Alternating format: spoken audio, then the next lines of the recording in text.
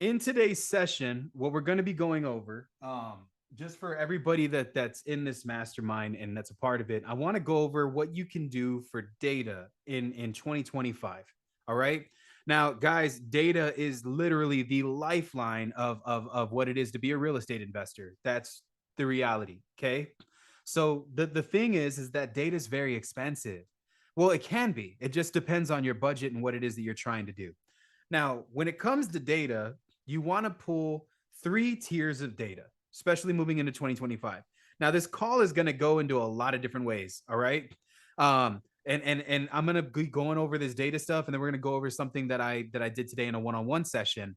My friend Michael Miranda, he is a really cool guy. He's a chill guy. I don't know if you guys have been seeing the memes for chill guy. It's really funny. It's this dude with his hands in his pockets and he's just looking really chill. Anyways, Michael just got done flipping his second property.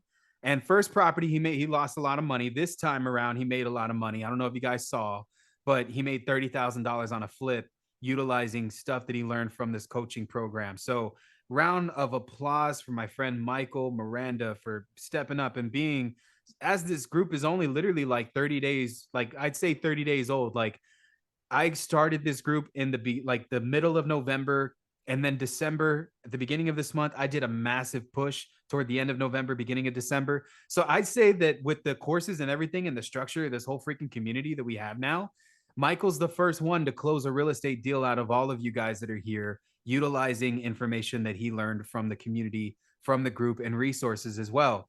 I believe that there's a member that's here that's also a contractor that was part of the rehab of the property. Insane. So yeah, man, guys, I always tell anybody who's in this group, maximize your proximity. You got so many different resources here. You know what I mean? Tim has done multiple flips. Tim Dixon, I met with him earlier today. And Tim is a very experienced real estate investor, but he's also trying to really get his foot on wholesaling, right? And really get it going. My guy Anil has a huge background in tech. That's somebody that y'all should definitely connect with. Christian has done plenty of real estate deals.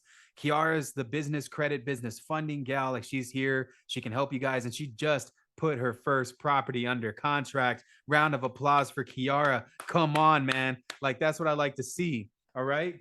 And so like moving into 2025, we're going to have a lot of different topics, a lot of different things that we're going to be learning. The challenge comes back not next week, but the week after. So second week of January is the challenge again. Deal Machine's coming back, giving you guys access to the platform for 3 days straight. Our goal is to put a property under contract, and we have a whole bunch of things that we're going to be giving away. This time around, we're going to be cold calling. So just want to update you guys on that. At the beginning of every single month, we're going to be doing a challenge with a different type of platform or software to help you guys that are still in the basics get your first property under contract. And for those that are a little bit more mature that have been doing this for a while, kind of just get a refresher a little bit on how the softwares work and how they can be applicable to your business. All right. Now, there's three tiers of data here. Okay. And I kind of want to go over this with all of you guys. There are some that are like tier 1, tier 2, tier 3. And what we're going to be going over what the foundational parts of this data cycle looks like. Okay. And I'm also going to be showing you guys a cool little sheet that I made with some cool resources on it.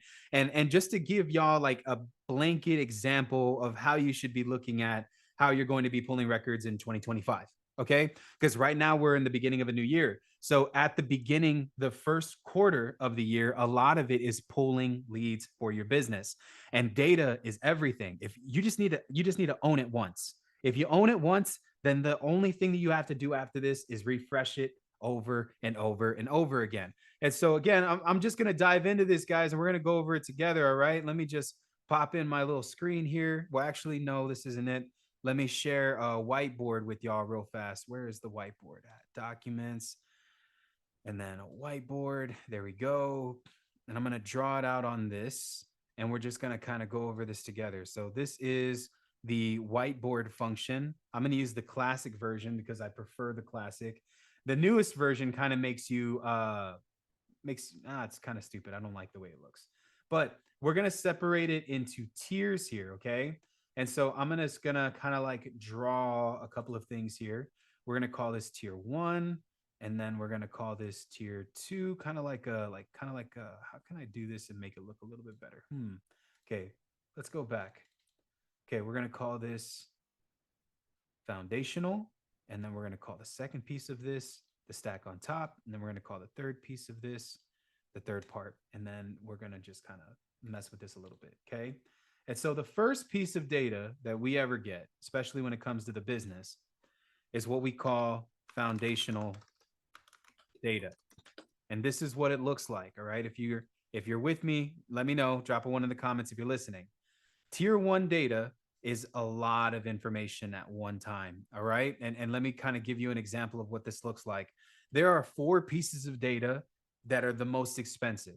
This part of this whole little thing that I'm showing you is essentially going to cost you the most amount of money. But for the sake of this video, I'm also going to show you I can save thousands of dollars. I don't want you guys to go out and on a whim and start buying a bunch of leads. If you're on a budget, this is going to be the way that I'm going to recommend to do it for anybody who's watching this. All right. So we're going to go into this. Low equity, high equity, free and clear, unknown equity. This is foundational data. All right. Now I'll kind of want to go over what all of these things mean.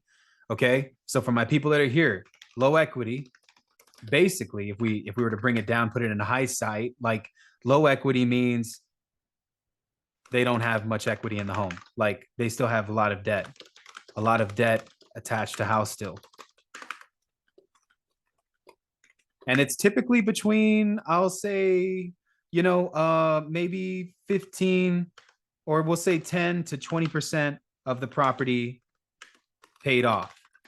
So if they have a mortgage against the property and they've barely owned it for about 2 to 3 years, that's a justifiable low equity deal. Essentially, what that means is that they just barely bought the property and they barely started paying it down. Low equity and no equity, kind of two in the same. But for the sake of this video, low equity can cover both grounds. Now, high equity is typically between, I'll say, 70 to 90% LTV. And I'm going to start going to some real estate terminology here. If you guys don't understand, it's all right. I'm just going to break it down. LTV means loan to value. And that means that they've almost paid the property off. They have enough in that thing to sell it, walk away with some good change, and be done. So that's a high equity property. Remember this always, guys. LTV, loan to value. If somebody's like, I got a property under contract, 70% LTV. It's like, okay, that means that they have the property at 70% of its loan, and it's worth like 70% of its loans paid off, and it's worth X amount of money. They're like, based on the value, they have 70% equity. That's kind of what that looks like. All right. And then free and clear is exactly that. So we're going to call that F and C. And F and C is very simple. F and C is very simple. It means no debt attached to property at all, but only in the form, just so that we're on the same page, in the form of a mortgage. It just means that they have paid off the mortgage to the property. And then unknown equity, which is going to be one of the last ones. By the way, guys, if I made you a co-host here, please let people in. So that way I don't have to stop the presentation to do that. I don't know if you guys see it at the top. All right. And then we have unknown equity. Unknown equity means exactly that. We don't know what the LTV is. So these 3 different variations of data, why are they important? Why are they important? This is the foundation of how you pull data for stacking purposes. This piece here, like what I'm showing you guys, this little area, this is probably going to be legitimately the most expensive purchase that you'll make in your business. Normally, people buy accurate equity information from a platform like ListSource.com. I don't know if you guys have ever been to ListSource.com, but I can show you a few different really cool things. But you're probably going to be spending anywhere between $3,000 to, I'll say, on the low end, $5,000 for this type of data if you were to purchase this from a platform like ListSource. Now, I kind of want to just show y'all what ListSource is and how it can be a tool for you guys. All right. So we're going to go to listsource.com and I'm going to kind of like show y'all some of the things that you can pull from ListSource. Now, data is going to be one of the most expensive things that you will ever get in this business, but knock it out at the beginning. Like if you have the opportunity to knock it out, knock it out. But don't go broke trying to make money in this business. So just make sure that you are allocating like a budget for this, okay? And if I were to start off with one foundational piece of data, if I were to pick one, I'm doing high equity every time, okay? And so like this is a platform that you can use to build lists back in like I'll say 2014, 2015, as your boy was getting his feet wet in this business. This was where I bought all of my leads. Now, understand this though, when you buy data from here, it does not come with phone numbers. Nowadays, wholesalers are spoiled. So, like, you guys get phone numbers. But this data is accurate as it stands. You would take this data and then run it through a place to get phone numbers. And then pray to God that if you get phone numbers from that spot, that it's actually worth, like, that it's worth it. Okay. And so, guys, it's free 99 to create an account. It's not going to cost you anything. I believe Yellow Letters HQ has a company that they work with where they can essentially give you like a promo code so you can get this data for like pennies. I think it goes as low as half a penny per record. So in ListSource, this has never changed. In all of my years of using it, it's always looked like this. If they add anything in here, then that's news to me. But we start here. We can create our own lists and you can kind of like build things out in tiers, moving from left to right on these little tabs here. So, I'll select criteria. We'll do county. I'm like real big on county. We'll select state. I'm in Texas, right? And then we'll just do Bear County because that's simple. That's where I'm at, Bear. And then we'll add. And now we have properties that we can see. There's over 609,000 property addresses here. Now, I don't want to look at all of this data, but this is what we can look at for right now. This is searched by county. So we just added the county. Now we can move to mortgage. We can select if they have an adjustable loan, equity loan, if they have a high interest rate, what type of interest rate that they got, mortgage amount. You don't have to necessarily mess with this. They have cool filters for it in property. So in property here, we want to look for specific type of house, right? Let's say we want to do like a high equity home. So let's do equity here. We'll do equity percentage. I like 70 to 99. So we're just going to do 70% to 99%, which kind of covers the majority.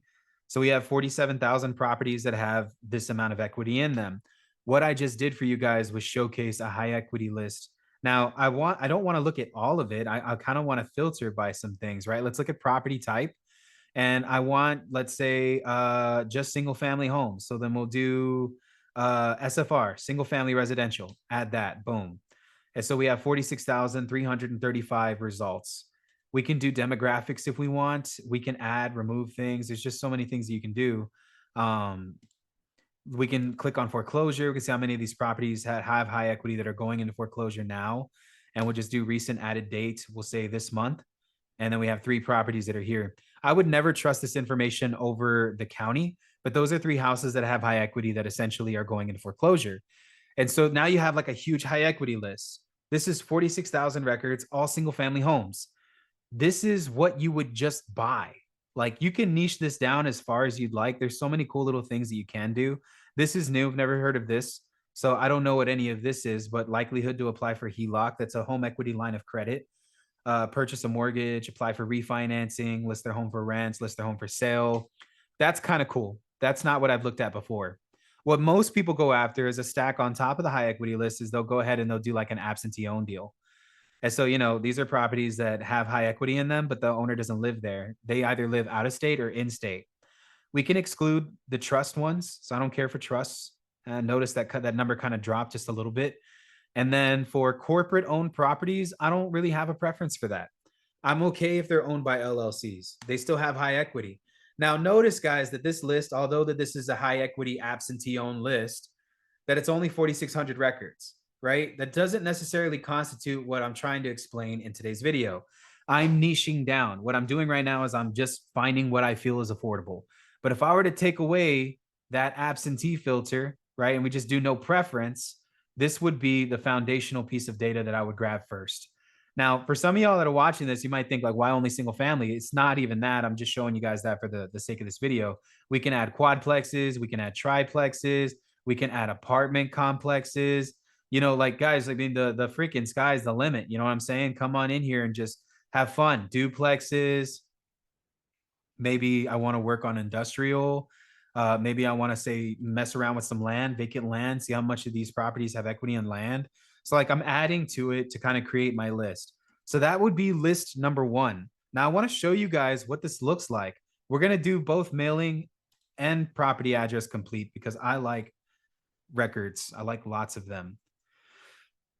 Look at that. See what I'm telling you guys? Even if I removed duplicates, you'd be spending $7,831 on all of this data. Now, I kind of want to show you guys a few things on how you can save money pulling these foundational pieces of data. Now, this is a high equity list. This is high equity. But if I wanted to just go a little bit further and let's say we just go back to the script and we create our own even more, if we were to go to let's say property here, well, okay, we'll select whatever criteria. We'll do city, and then I'll do states. We'll say Louisiana, and then we'll do, I don't know, any of these 8,433 properties. If I were to go to property here, notice how there's other percentages. So low equity would be the same thing, but I would be doing anywhere between, let's say, 10 to 30%. There's my low equity list. I'm just adding that criteria. Now, if I wanted to do like free and clear, then I would put like literally zero equity. So like for the equity percentage here, we'll just take this and do 99 to 100. And now I have a whole bunch of properties that are free and clear, which is about 1,500. Now, unknown equity is its own thing. It's its own thing. And I'll kind of go over a little bit about what that is. Unknown equity is essentially for whatever reason, the data company can't decipher whether they have debt against their house or they don't, or they do, or they don't. That's what unknown equity is. And you can pull that type of list. I'll show you guys a little bit about that data here in a little bit. But for just so you want to make sure that everybody here understands what I'm doing, I'm showing y'all the cost on how you can pull this type of data and what it's going to look like. Now, again, this list expensive. Would not recommend doing this. Now, there's a lot of places where you can get this same data for free or as a part of whatever subscription that you have if you just upgraded. All right. And so there is an option inside of your Deal Machine account. So I'm going to go into Deal Machine. Some of you guys are using Deal Machine. I recommend Deal Machine simply because of the amount of skip tracing records that you can get inside of your Deal Machine account. And so I'm just going to log in real fast. And this is Deal Machine, right? Like I love Deal Machine. You can do a lot here. And if I just type in whatever county I want, so I'll do Bexar County for San Antonio. Scroll down, Bexar, Texas. There is a crap ton of records. It's actually deciphering all of them now, but I'm going to hit quick filters and we're just going to type in high equity. Boom. And property type, single family. There should be 46,000 records like what we saw on ListSource. There should be. We're going to look at it and see what we got. So let's let it cook. 3,502, 779. Notice how there's a massive difference compared to what we saw on ListSource. I'm going to tell you guys right now, ListSource is way more accurate. Why it's showing me this many records, I have no clue. But, you know, I mean, Deal Machine, they offer a lot of other things other than data. And to me, it's a very convenient, I would say that it's a convenient source. Let's do match all and see if that number goes down. Sometimes it's looking up high equity plus everything else. So, you know, let's just kind of scroll in a little bit and let's see if we put match all, if it's going to find less properties. Because there's no way in hell that there's 357,000 properties that have high equity in it. That could just be an error on Deal Machine side. And that's really honestly what it's looking like. It sucks. So I don't know. It's hard to say. I'm going to check one more thing here. Let's look at free and clear, free and clear. See what I'm doing though, guys? This is something that y'all need to be focused on. You need to be focused on really vetting each software that you're using right now just to see the accuracy. I think on a video that I did that I uploaded, I was cold calling, right? I don't know if you guys had saw that video, but I was cold calling and this lady was supposedly behind on taxes. And then we checked that information on the county, and lo and behold, guess what we saw? She was up to date on her taxes. She was only behind $200, but that was just her payment for the month that she pays her taxes every single month. That's what you're going to be dealing with when you're when you're using softwares like this. And it's again, it's hard to decipher where all of these softwares are pulling their data from. I would trust ListSource over any software any day of the week just because of how accurate it is. But as y'all can see, it's so damn expensive. CoreLogic is a very reputable company. They've been selling data to real estate investors since the early 2000s, before any of these softwares or systems were even created. Let's check out PropStream and let's see if we can find those results there. So let's log into PropStream. Same thing here, guys. Let's see what we can find.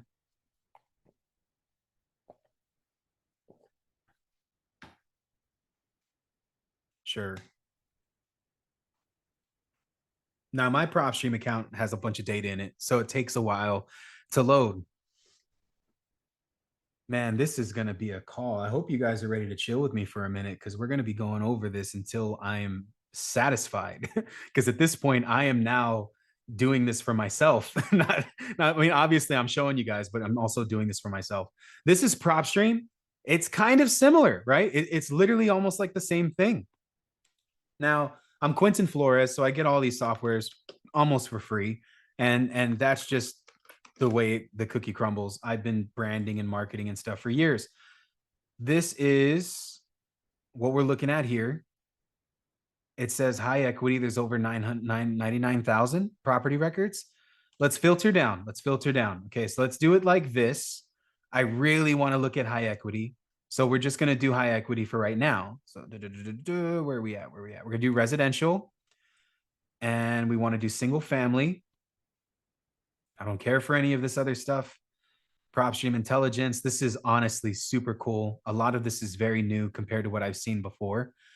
We have 68,000 cash buyers, 317,000 records that are free and clear, 445,000 properties that have high equity. It just doesn't make sense, but it is what it is. All right. So we have, look at how many houses that we got. View that many properties. We're at 335,000. Even with the filters, right? We're doing the lead list here. So we're just doing high equity.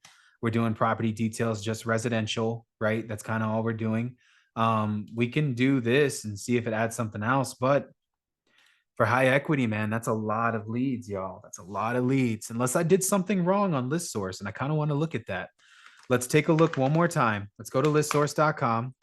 Okay. And this time we're going to register and we're going to do, instead of Bexar County, San Antonio. Just want to make sure I'm doing it right. I'm teaching you guys effectively. Either way, this is what I would be doing for myself right now anyway. We're going to do city. We're going to select states. We're going to do the entire state, not just Bexar County, not the entire state. We're just going to do like San Antonio as well, not just Bexar County, and see what we can find. There we are, San Antonio, Texas. Boom. Then mortgage.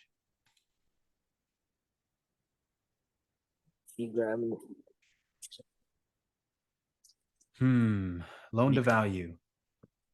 That's what we were looking for. 70 to 100 is considered high equity.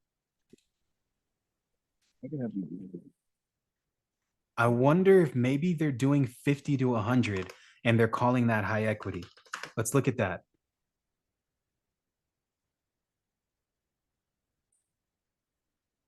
Hold on, let me go back.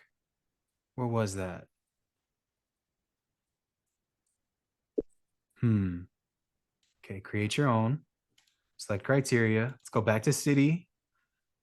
We're gonna do Texas one more time, and then we're gonna do San Antonio.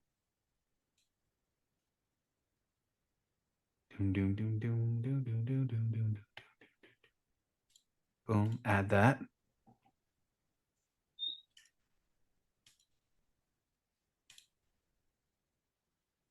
Loan to value. 50 to 100. Add.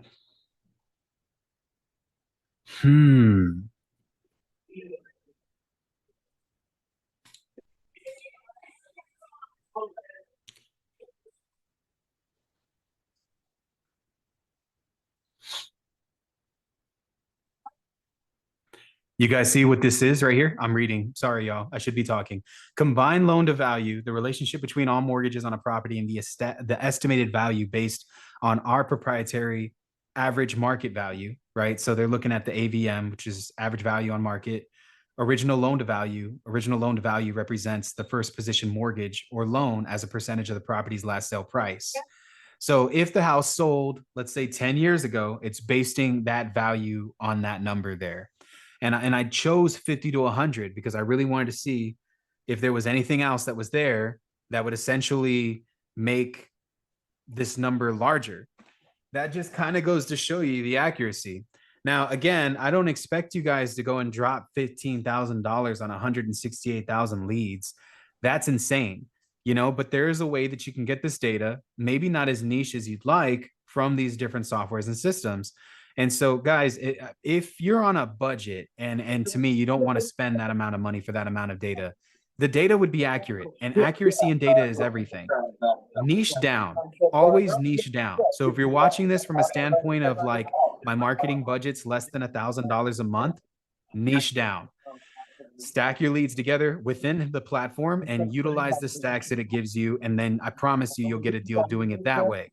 But doing it this way is different. You really want to depend on accuracy. So if you have that type of marketing budget to invest in quality data, there are a lot of different platforms out there that kind of provide these different types of services. Now, again, if y'all are kind of like trying to figure out what I'm trying to show y'all here, this amount of data that we're looking at, this high equity number, let's just filter it down and make it a little bit more of what we're trying to get. Okay. So then from our property details, let's just get single family. I want a minimum of 2 bedrooms. I want a minimum square footage over 1,000. I'd like for the properties to be built at a minimum 1980 and above. We can do 1970. I'm really not tripping for the, no, we'll just do 1960. We'll do bathrooms. I want a minimum of 1 bathroom. Our lot size, none of this really matters. You can kind of leave that out. The big house, that's all I care about. Number of stories, I don't care either. Number of units, I don't care either. And then just based off of this, we're just niching down even more. We are at 222,000 properties. I don't want them to be on the market, so we'll say no to the market. For the MLS status, I don't need it to be on the MLS. All of this other stuff as well. Years of ownership, you can add that in there to bring your number down even further. I want them to have at least owned the property for a minimum of 10 years or more.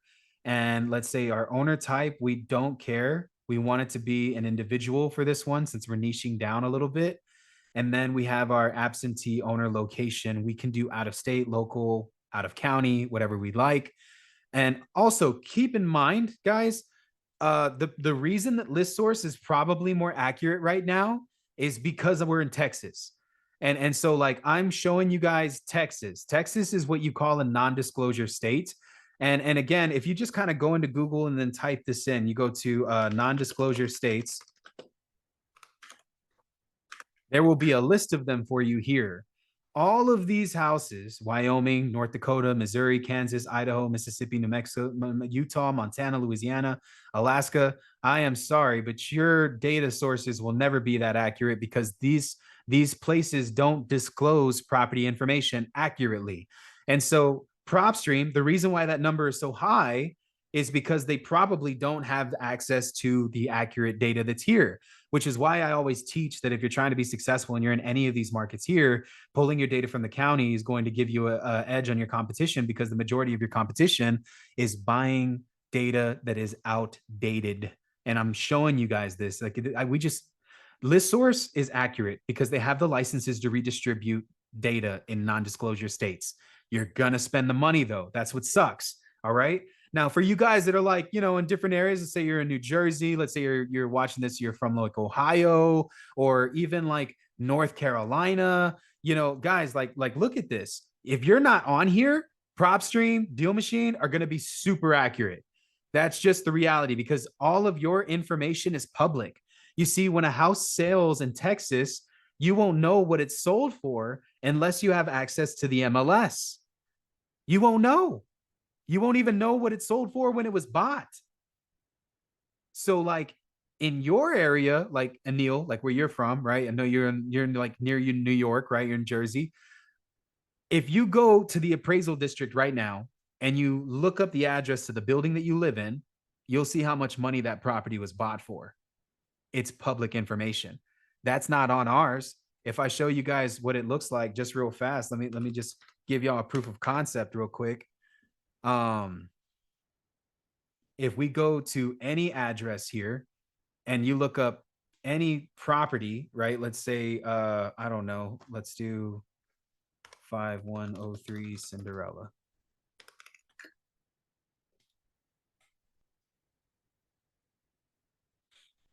This was a house that I flipped a few years ago.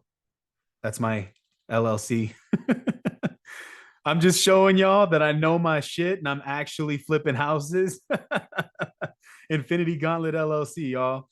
Do y'all see a sales price anywhere? None. If it was a full disclosure state, that number would be here, and you'd be able to see that Robert and Sabrina purchased this property from my company for X amount of money. And so, like, that's what I'm trying to show you guys here is that the accuracy of data, it's compelling, especially when you're looking at this in like, in just trying to figure out like kind of where you get your information from. You know what I'm saying? So like there's that piece. Just wanting to show you guys what's there. Now going back to PropStream here, let's go back. We were kind of just messing around with a few things to bring this number down. So we niche down, we got 94,000 records. These are the high equity records that we want for our foundational piece of data that we're going to be pulling for our personal business. So then, all right, obviously, PropStream doesn't allow you to download more than 10,000 at a time. If you just go to settings here, now again, if we were to take these 94,000 records, y'all guys saw how much it was on ListSource. Comparing the stuff that we're getting from ListSource, 168,000 leads is going to be $28,000. We remove the duplicates, it's still $28,000. So, that's 28 grand for 100,000 leads. Is it accurate? Yes, it's as accurate as it'll ever be. Is it a pretty penny though? Do you want to spend $28,000 on data? No, we just want the addresses.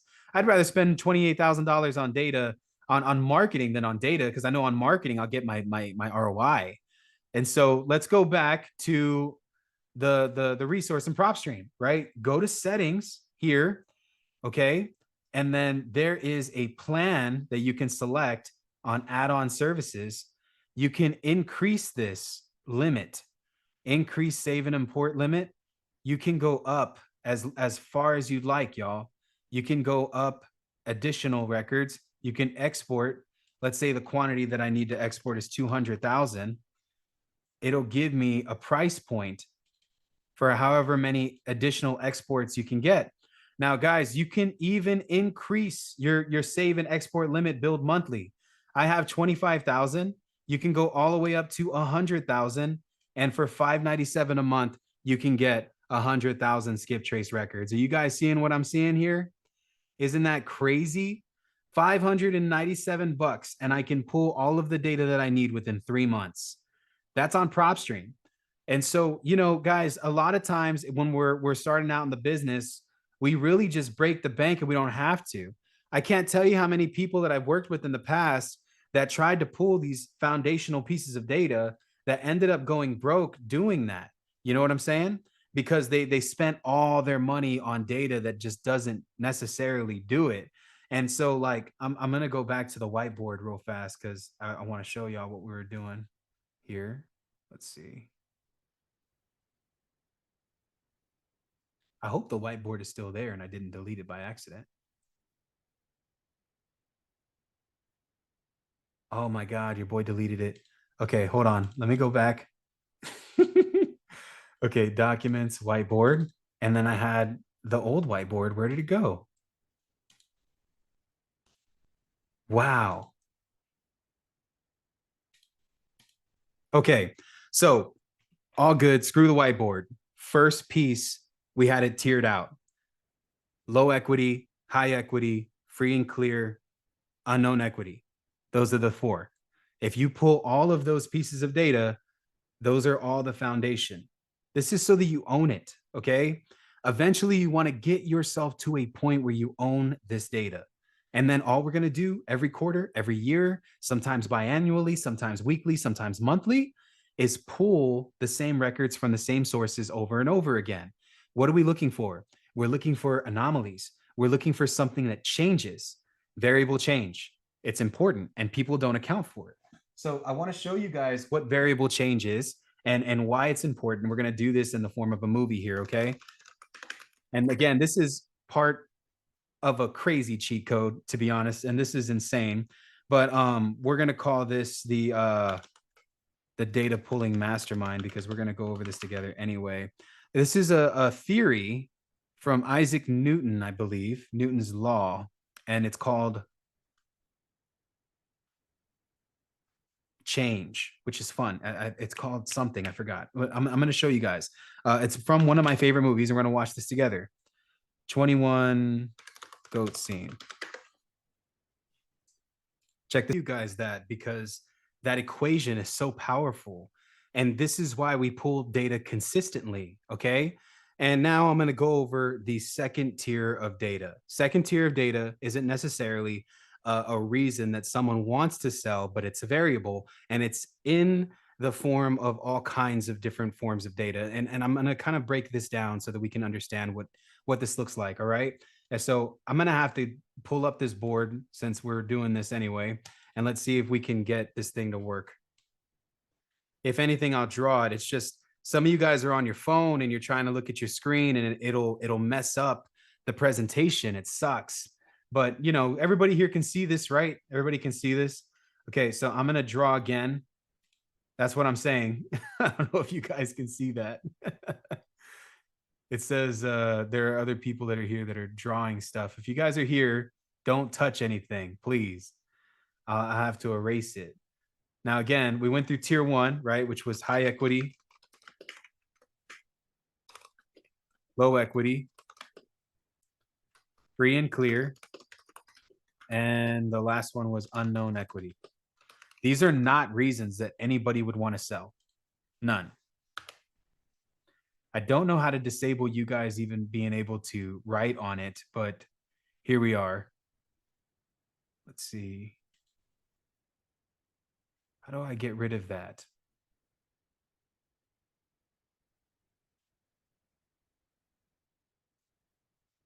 Other people should not have the option to draw on this thing.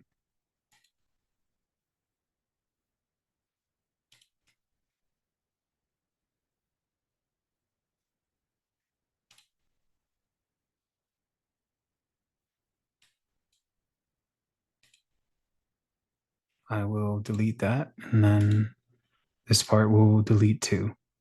Okay. High equity, low equity, free and clear, unknown equity. Now we're going to talk about the different other variables that are here. Okay. And we're just going to stack them on top, just like so. All right. As kind of like the next wave here. This is what I would call the step above. You know, I call it tier one, tier two, tier three. This is tier two data, which is in between. And it's a lot of different variables. It's a lot of different variables. Okay. And these aren't immediate reasons that someone would want to sell, but they're there.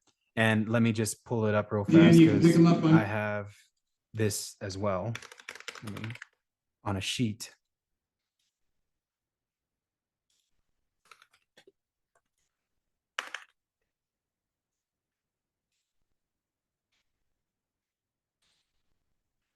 Okay, let's go over this together. Where is it? Where is it? Where is it? Okay. Tier two, let's get into it. Seniors. Tax delinquency.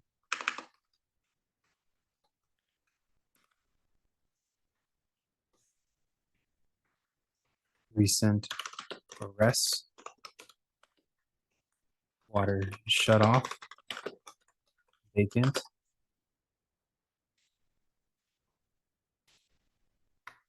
Absentee.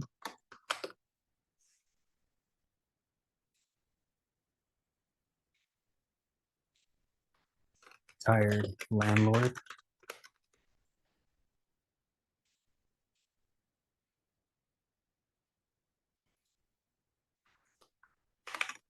code enforcement.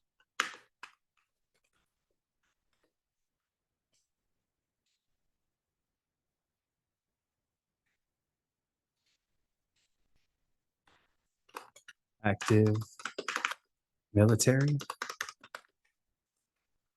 Veterans disabled. This is tier 2. Now, all of this data is different than tier 3. Okay. And just so that we have it all here, I just want to make sure that we can all see, right? So this right here is tier 3 data. This is tier 2.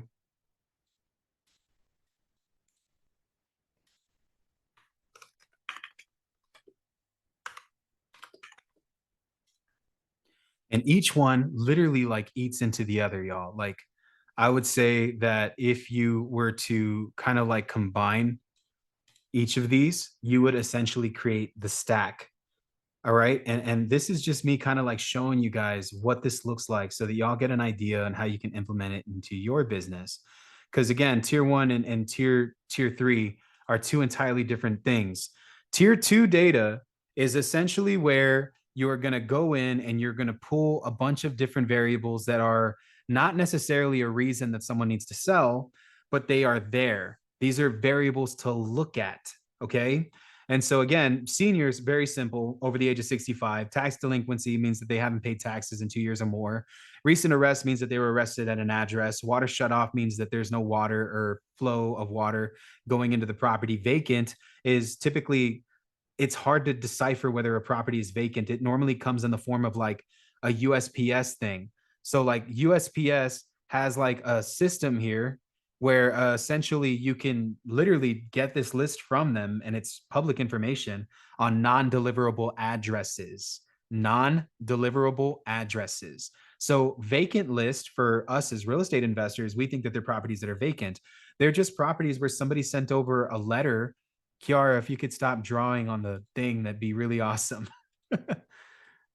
Is essentially where they stop drawing on like a blah, where they stop where they deliver a letter to a property, and for whatever reason that property they were unable to deliver the letter or whatever that is. Like the mail has, it just keeps getting returned. So we call that vacant, but that's where people get the vacant list from. Tired landlord is normally just code word for they're evicting a tenant and they're over the age of 65. And so you can get a list of evictions that have happened in your county. It's all public record, and you can get them as well as the addresses if you were to just go down there and have some fun and play around. Code enforcement means that the property on the outside hasn't been kept up to the code. And so every single neighborhood, especially HOAs, they want your property to have grown, cut grass, all of those things. And those are different variables as well. So code enforcement is a very big one. Active military. Active military is different. It just means that somebody bought a property and they're military and they're currently serving in the United States Army or whatever branch of service that they're in. Veterans means that they are a retired vet and they have like a tax exemption where they don't have to pay property taxes because they are a veteran. You can find that veteran list on just like on the appraisal district, and any property that you see that has like a VA exemption, you'll know that that person who owns that house is active military or was at one point active military. Then you have disabled, which you can find also on the appraisal district. It's labeled under like their exemption to taxes. When somebody has a tax exemption for being disabled, it just means that they get a tax break every year on their property taxes. It's also just a great thing to look. You know what I'm saying? So like creating a list and then stacking these things together is part of it. But this is tier 2 data. Now, tier 1 is a little bit different and it's high priority. High priority. So I'm going to show you guys a little bit about like what tier 1 looks like. And we're going to go over this together. This is tier 1 data, and tier 1 is like, I need to sell now. So this is tier 1. Tier 1 could be in the form of a lot of different things though. So we'll say probate,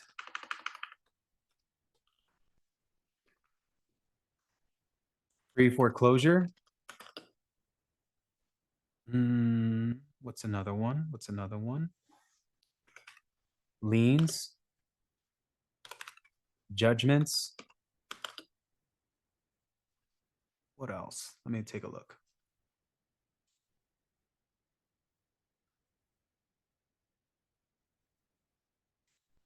Affidavit, memorandum,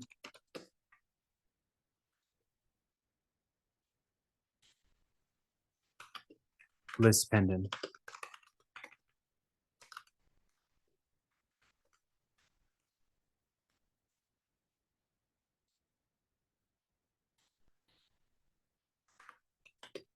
Federal tax lien.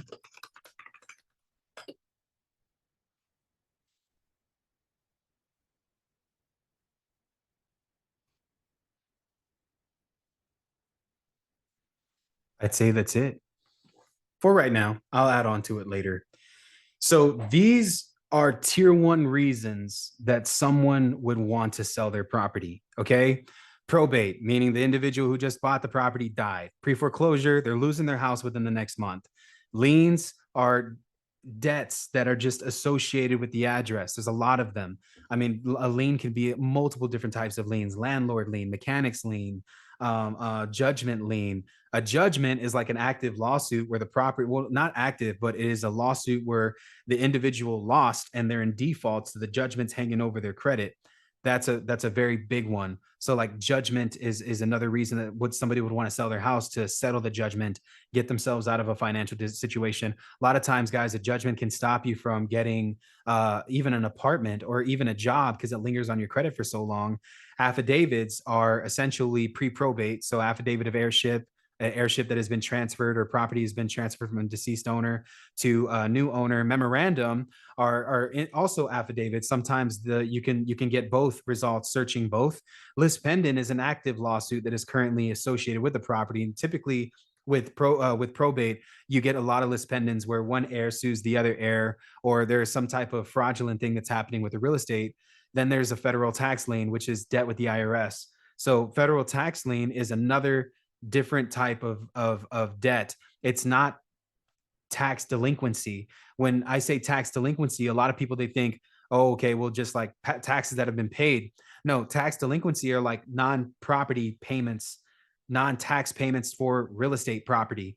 A federal tax lien is like if you guys didn't pay your fucking taxes for your business for like 5, 6 years, 7 years straight. What will happen is the IRS will put a federal tax lien against your property, and they could even foreclose on your house and take all of your assets, even the money out of your bank account. It's like that, so like liens can be so many different things, but a federal tax lien is like next level. They need to figure that out. And so these are like tier one pieces of data. All of these data can be pulled from multitudes of different sources. Okay. And each one is meant to be stacked on each one. Now, you can rely on software to do data stacking all day and save money. Okay. By no means am I saying that any of you guys can't essentially just create like a really niched out list and go from list to list. You can totally do that. My goal here for y'all is to just open your mind a little bit. Here, 1 second. I'm gonna to show you guys what you could be doing with your data once you get there. All right. And again, like I want for all of y'all to kind of understand what it is that I'm doing here. I am first laying the foundation. I'm getting all of the data pieces together. Second piece, I am going to toss on top of all of this list that I got these things in tier two.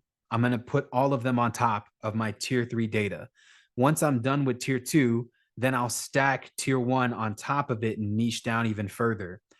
One of them is going to have a high priority for my marketing efforts. The other two are going to be having mediocre priority most of the time, like a cold caller, or like myself, I'm going to be on the dialer or so. And then the tier three, I would feed to like a marketing business, because on tier three, even though you might not have somebody who's interested in selling, you're still accounting for the variable change aspect, like what was explained in the video, where the gentleman was essentially talking about something might happen to these properties. So it's a lot of data. All of these leads, you'd be looking at anywhere between 300 to 400,000 records once you have all of them. The second hardest part is paying for the skip tracing and getting all of the phone numbers for all of this data, because it's a lot, right? And so again, your tier three lays the foundation for everything. And you also still want to market to tier three, but I would hire like a marketing agency or a company to reach out to all of them at once And we're talking about 100,000 people that need to be touched, right? So you want to account for variable change. You would still call those people, but it would have least priority on your list. Tier 2 would have your attention. Tier 2 is like, okay, I stacked tier 3, I stacked tier 2 on top of tier 3. Now I have some good leads. I'm going to run through them to see if I can call them on my own to convert. Tier 1 should have your attention because these are the leads that no one else can typically close because they have a lot of debilitating things that are happening with them. And essentially, it's going to require you to get a little bit creative to be able to close these different types of deals. And this is how you find really, really great deals for your marketing efforts as you begin your outreach and your cold calling, your text messaging, your direct mail. I would send direct mail to tier 2 and tier 1 all day. Like that would have the majority of my attention. Now, again, once you have this data, you own it. You never have to buy it again. It's a one-time purchase and boom. The second thing that you got to do is create a schedule for when you pull these records and how often that you pull them. And so I wanted to show you guys something from my back end. I pulled up an old data tracker that I had for my business. And I just kind of want to show you guys a little bit about what that looks like exactly. All right. So let me just go ahead and stop this whiteboard. I hope everybody got like the general picture of what we're doing here. Okay. And so I'm going to share my screen with you guys. This is a data tracker that I created for my business. And I would recommend that you have one for every market that you're in, wherever you decide to pull leads. Okay. Now, I'm not going to share this for everybody inside of the community because this is like proprietary to mine, but I'm going to drop this inside of the comments section so that you guys all have access to this. Meeting to the group chat. Again, this is here. If you missed out on the live call and you're relying on the replay, you seriously missed out on that. But don't worry about it. I hope you guys can just screenshot it and then copy it on your own as you see it. Now, don't edit anything. Don't make a copy of anything. All you got to do is hit file and then download Microsoft Excel, boom, and that's it. Okay. Do not mess with my sheets. All right. I know some of you guys are here. I see you guys messing with it. I see all 3 of you that are in here. I'm literally showing it to you. So I'm going to explain what this is. You need to first create a data tracker for every software system that you are utilizing. The first thing is the list type. All of your list types need to be on one side, and then your source place where you pull all of the leads, period. And so I put all of my sources here. You guys are more than welcome to use them. A lot of this is outdated though, so I use a little bit different info to grab this stuff now. And again, I own my own data company. This is before I owned one. So this is what I would do for you guys. Then you want to put the timeframes of which you will pull that data. So like affidavits, that refreshes every month. I pull that on the 1st and the 16th. Bad credit, low income, every 2 months. That I can get that straight from DataFleet. DataFleet, you can grab all of that info. I own the company. Bankruptcy, PropStream, 1st and 16th of each month. Code enforcement, get that from my government website here, 3rd and 4th of every single month.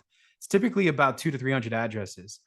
D for D list. So I'm still prioritizing that. We pull all of our driving for dollars leads from Deal Machine. You can also get them from a company called HOA Vacant List. They have really good vacant data. You pull that weekly. Divorce decrees, you can get them from PropStream if you can't get them from a county. Expired listings, you pull straight from the fucking MLS. 1st and 16th of every month. Failed listings, you get from PropStream, 1st and 16th of every month. This is different. What's the difference between an expired listing and a failed listing? An expired listing means that it was listed for like over 2 or 3 years and it never sold. Okay. Failed listing means that they had to take it off the market because it didn't sell, period. Both are 2 different variations of data. Okay. Fire damage here, you can get that from your government website. I pull that quarterly because that doesn't update as often as I'd like. Free and clear, you can get that from these different places. You want to pull that biannually. That means twice a year. High equity and high equity over 55 biannually. Liens, you can pull them from PropStream or from your county, 1st and 16th of every single month. Low income, every 2 months. This data will update. I get my stuff from credit bureaus. So when somebody applies for a credit card and they make less than $30,000 a year, they're considered low income. I capture that information. Over 65, you can get from ListSource, get it from DataFleet, get it biannually. Seniors are a great target for real estate investors. A lot of them are on their way out or they're just trying to downsize. Pre-foreclosure, you can get it from your county or from ListSource. I pull it on the 1st and 16th of each month and so on and so forth. What I'm showing you guys is how to create a schedule for how often you are pulling data for your business.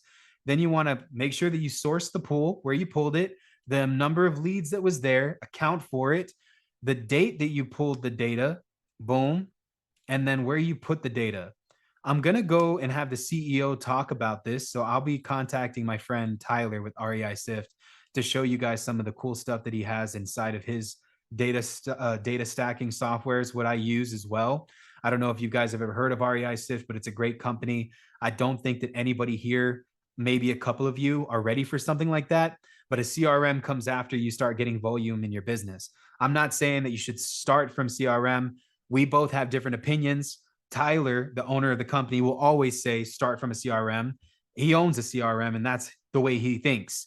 In my opinion, and I have an entirely different approach, you start with active income activities first, then you get a couple of checks, then you invest in the CRM, then you put everything into one place. So like if you have the financial capabilities to start from a CRM, by all means start. I own my own. It's called Jarvis. You guys are more than welcome to take a look at it. At the time of when I created this tracker, I had REI Sift, and that's what I was using. It was still in its like beta phases, honestly, but the product is even more intricate now and much more detailed, kind of harder to learn, if I'm being honest. A data tracker is going to assist you guys with how often you're pulling your data, the accuracy of the information. It's going to pull against leads that you've already pulled from your stacks, and literally you're going to be able to cross-reference information so that you're not re-spending money on skip tracing that you've already paid for. There's a tagging system involved. This way you're not worried about when you pulled this list or how you pulled it or where you pulled it from. The goal is that you're tagging. You want to tag everything that you're doing. This part in the data business is very intricate, and this is how you track it. Now, again, this is probably going to be the most boring replay that you will ever watch, and it will make you the most money if you can master this piece. Data is everything. It's the lifeline of your business. Without data, you can't get good leads. Without good leads, you can't produce contracts. Without contracts, you can't produce revenue. And so this was a whole freaking seminar on data practically. And I spent about an hour and a half with you guys kind of explaining all of this. So to go over everything that we talked about, we check the accuracy of our data sources. We either pull in bulk or we pull in pieces. We niche down if we don't have the budget. But if we have the budget, then we are able to just upgrade softwares, grab everything that we want, pull it. Now we own it. Okay. And once we own it, we've now collected tier 3 data. We move on to tier 2. Tier 2, you could get it from county, get it from online resources, you get it from so many different places. Then we move on to tier 1. Tier 1 are the most likely reasons that someone will want to sell. And you stack all 3 together to create your potential lead. Okay. And so that lead is what we're looking for. If I were to find a person who owned a house, let's say it had a mortgage on it, but the person was over 65. Why is someone over 65 yet has a mortgage against their house? Now, let's say this property was 3,200 square feet. Pretty big for somebody who's 65, don't you think? Now, let's say that the person who lived in it was also disabled. Not only were they a senior owner and they were over the age of 65, they were disabled. We know this because we can see this because we pulled that data. So we know that they're senior. We know that they're a veteran. Now we know that they're also disabled. They're disabled. And now add the last piece on it. The house is 2 stories. Why would somebody have a mortgage against their property, live in a 2-story home that is over the age of 65, that's a disabled veteran living in a house? What I just did for you guys in this example, utilizing the pieces of data that I talked about pulling just from my head, was create a high probability chance that someone will want to sell. There's a reason why that person has a mortgage on that house and it's still active. It's because he's using that money to pay for something. What happens when you turn 65, guys? What happens to your health? Right?